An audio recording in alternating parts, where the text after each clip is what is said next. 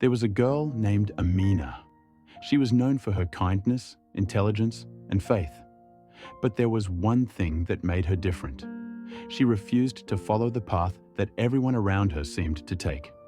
Love, relationships, the fleeting attachments that came and went like the seasons.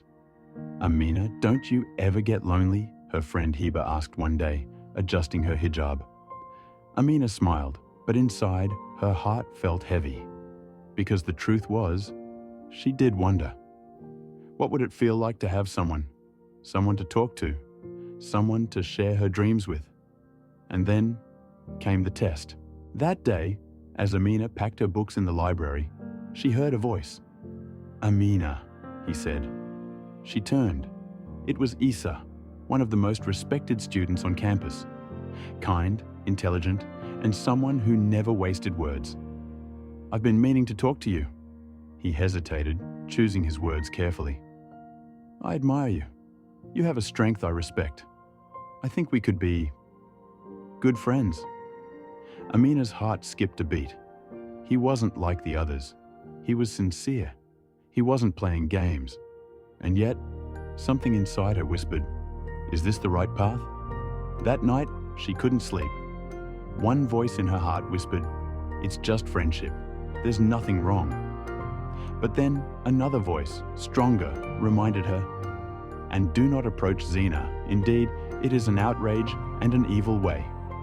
Quran 17:32. Amina sighed. She knew the truth. No matter how innocent it seemed, every haram relationship started with just harmless words. She closed her eyes and made a decision.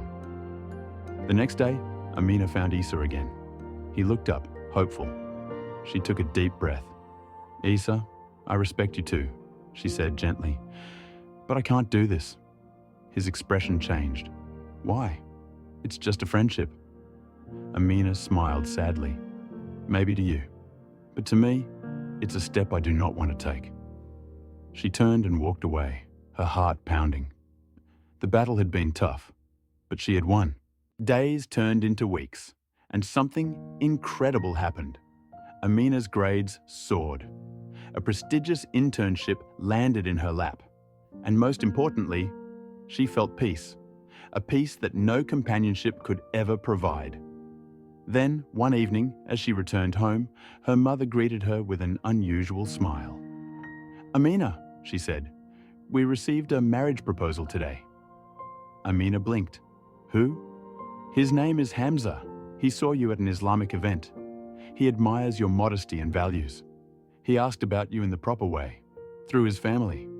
Amina's heart swelled with gratitude. No secrecy, no whispers.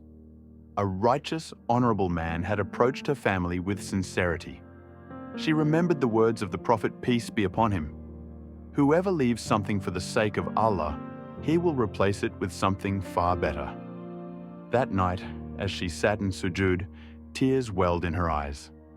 She had sacrificed something temporary for the sake of Allah, and He had gifted her something beyond her dreams.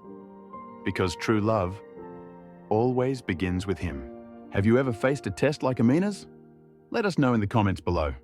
And if this story inspired you, don't forget to like, share, and subscribe for more.